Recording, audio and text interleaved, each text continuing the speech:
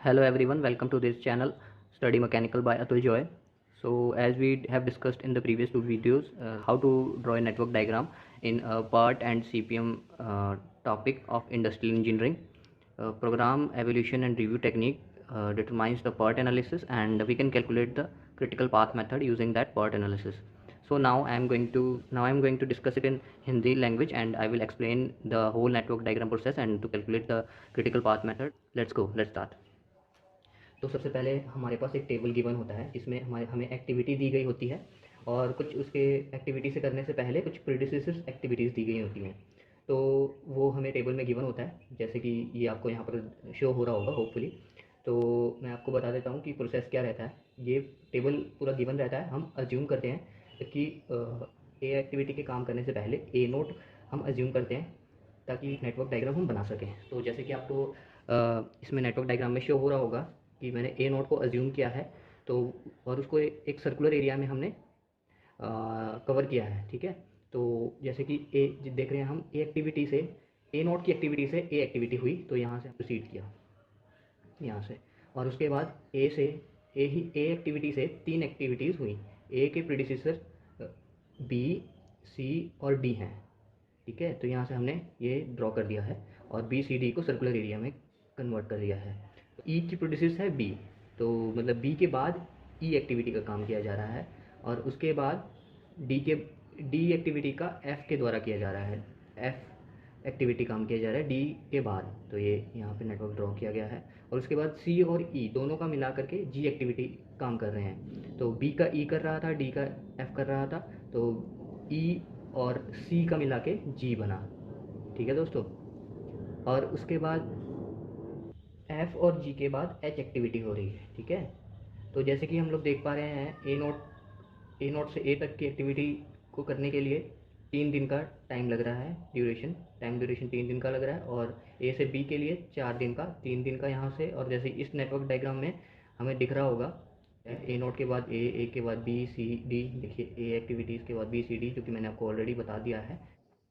4 दिन का समय लग रहा है ए टू बी के लिए। तो उसके बाद ए टू सी के लिए 5 दिन का समय लग रहा है। उसके बाद ए टू डी के लिए 4 दिन का समय लग रहा है, जो कि यहाँ पे शो किया गया है। और उसके बाद बी से ई जाने के लिए 2 दिन का समय लग रहा है, जैसे कि यहाँ पे है टेबल में। और डी से एफ जाने के लिए 9 दिन का समय लग रहा है, जो कि यहाँ पे लिखा हुआ है। और उसके बाद सी और ई दोनों को मिला के जी में एक्टिविटी में काम करने के लिए 6 दिन का समय लग रहा है, जो कि 6 दिन का दोनों तरफ से लिखा गया है। और उसके बाद एफ और जी में दोनों तरफ से जाके एच में काम करने के लिए 2 दिन का समय लग रहा है, जो कि ये शो किया गया है। जैसे कि आपने प्रीवियस वीडियो में देखा होगा, मैंने यहाँ से इस नेटवर्क में 3 पाथ शो हो रहे हैं। ठीक है, इस नेटवर्क में आपको 3 पाथ शो हो रहे थे, जो कि मैंने आपको पिछले वीडियोस में भी कैलकुलेट करके दिखाया था। तो चलिए उन पाथ में टोटल नंबर ऑफ डेज कितने लग रहे हैं एक बार दोबारा से आपको एक्सप्लेन कर देता हूँ। ए नॉट, सबसे पहले तो पाथ बता देता हूँ। एक तो ये रहा path A not A B E G H, और उसके बाद A not A C ji H, और उसके बाद A not A D F H. ठीक है, तो A not A B E G H में सबसे पहले ए नॉट से ए जाने के लिए 3 डेज, फिर 4 डेज, फिर 2 डेज, फिर 6 डेज, फिर 2 डेज, जो कि जिसका सम आता है 17 डेज का। ओके, और उसके बाद जो नेक्स्ट पाथ है हमारा ए not A C ji H, जो कि 3 डेज, 5 डेज, 6 डेज और 2 डेज में काम कर रहा है, जो कि 16 डेज होगा। और उसके बाद last A not A D F और एच, ये तीनों का मिला करके 18 डेज बना रहा है। तो इन सब का सम देखिए 3 प्लस 4 प्लस 9 प्लस 2, जो कि मिला करके 18 डेज।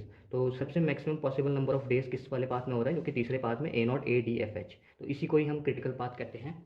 ठीक है, और उसके बाद मैं आपको बेसिक सा एक प्रोसेस बता देता हूँ कि जैसे कि कोई भी एक पाथ ले लिया और उसमें उस पाथ में अर्ली स्टार्ट टाइम क्या होगा, अर्ली फाइनल टाइम क्या होगा, लेट स्टार्ट टाइम क्या होगा और लेट फाइनल टाइम क्या होगा। ठीक है, तो सबसे पहले मैं आपको बता देता हूँ कि ए नोट एक्टिविटी को काम करने के लिए कितने दिन का समय लगा। वो हमने ए नोट को तो एज्यूम किया था, तो जी इसमें 0 ड्यूरेशन लगेगा।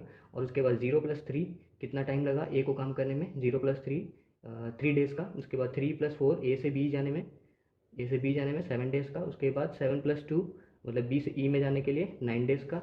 और उसके बाद 9 + 6 15, ई से जी में जाने के लिए 15 + 2 जो कि 17। यहाँ पे हमने जैसे जिस पाथ में जिस तरीके से किया था कैलकुलेट, उसी पाथ के तरीके से भी लिख सकते हैं। तो जैसे कि अब हम दूसरे पाथ की बात करें, तो 3 + 5 आ गया हमारा 3 और 5 में 3 + 5 8 आ गया, क्योंकि सी के ऊपर हमने बस शो करना है जिसमें कि हमें पता चलेगा early start time, early final time, late start time और लेट फाइनल टाइम। ओके, तो और उसके बाद 8 + 6 जो कि होना था 14, लेकिन हमें पता है कि 9 + 6 15 होता है और 8 + 6 14 होता है। तो हमने मैक्सिमम वैल्यू चूज़ करनी है इस पाथ के अंदर, जो भी उसका अर्ली स्टार्ट और अर्ली फाइनल टाइम के लिए हमने, जैसे कि हमें पता है ई और सी मिला करके काम करने के बाद अकेला जी, दोनों को मिला करके बाद जी एक्टिविटी का काम होता है। तो दोनों में 6 डेज़ का काम होता है। तो इन दोनों का मैक्सिमम पॉसिबल जो सम आएगा वही हम यहाँ पर नोट करेंगे। तो ये हो गया 8 + 6 14, जो कि 15 से छोटा है। 9 6 15 हो जाएगा, तो 15 से जो कि छोटा है, तो इसलिए हमने मैक्सिमम 15 लिया। उसके बाद 15 + 2 17 होगा।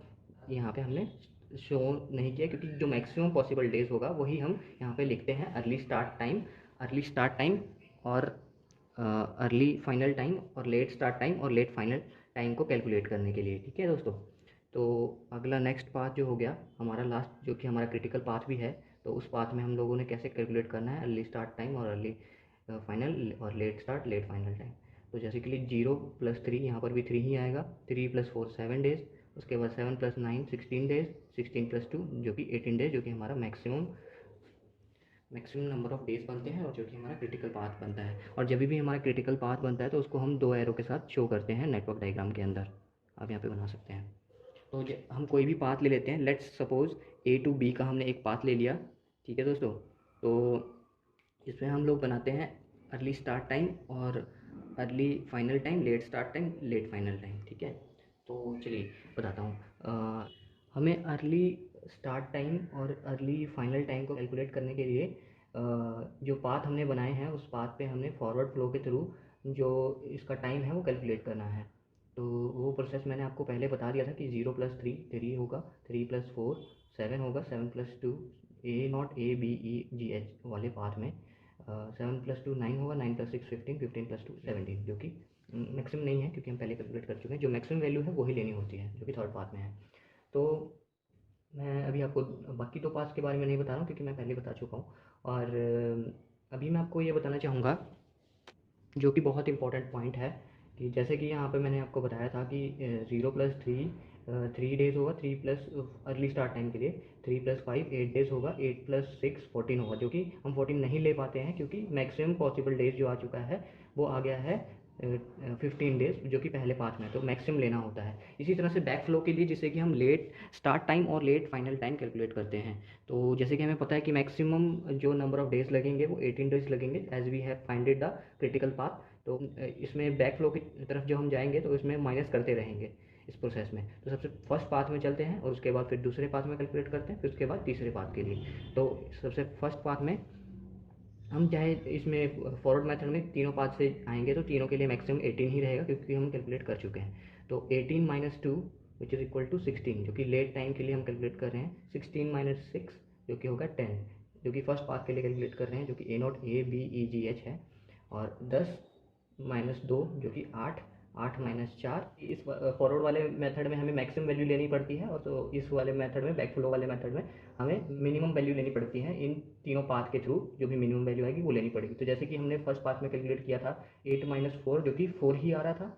लास्ट जो पाथ है हमारा क्रिटिकल पाथ, उसमें कैलकुलेट करते हैं कि देखते हैं कितना आता है। तो 18 - 2 16, 16 - 9 7, 7 - 4 3। तो बाकी के जो 2 मेथड था उनमें से जो मैक्सिमम वैल्यू आ रही थी 4 4 और जो लास्ट वैल्यू है वो 3 आई है, तो हमें मिनिमम वैल्यू लेनी होती है बैक फ्लो वाले मेथड में। तो हमने लेट अस अज्यूम एक पाथ ले लेते हैं A और B। ठीक है, और उस A और B में के पाथ में early start time, early final time और late start time, late final time calculate करते हैं, जैसे कि आपको इसमें शो हो रहा होगा।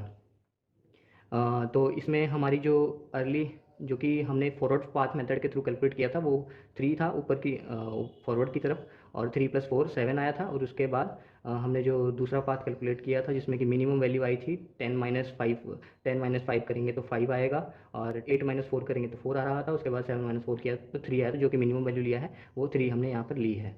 और उसके बाद बैक फ्लो मेथड में जैसे कि 10 - 2 करने के बाद 8 आया हमारा, उसके बाद 3 + 4 करने के बाद 7 आया, जो कि हमने ए बी पाथ में ले लिया है। और जो कि अब मैं आपको शो कर बता देता हूँ कि अर्ली स्टार्ट टाइम और फाइनल टाइम क्या होता है इस ए बी की पाथ के लिए। अर्ली स्टार्ट टाइम होगा ए बी पाथ के लिए 3,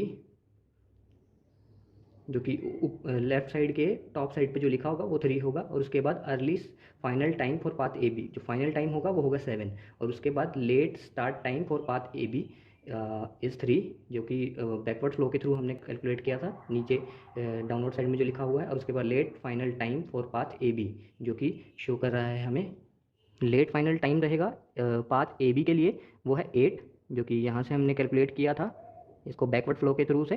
तो हमें लेट जो भी late start late final time calculate करने का प्रोसेस रहता है वो रहता है backward flow in the path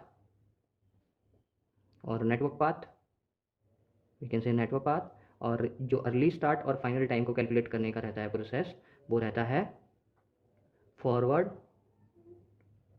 path flow और network path flow, forward network path flow. Okay, ये प्रोसेस रहता है। So this is it in this video. तो आई होप ये वीडियो आपको अच्छा लगा हो, तो और हेल्पफुल भी हो, और आप सेफ़ रहें कोविड-19 से। जैसे कि आप लोग देख रहे हैं बहुत लाइक क्रिटिकल कंडीशन चल रही है, पैंडेमिक की सिचुएशन है, तो आप लोग सेफ़ रहिए। और do like and share and subscribe अगर आपको ये चैनल अच्छा लगा हो, और मैंने जो टॉपिक आपको समझाया है जेन्युइनली अगर आपको अच्छा लगा हो, तो लाइक एंड शेयर आप कर सकते हैं, सब्सक्राइब भी कर सकते हैं। तो thank you so much for watching this.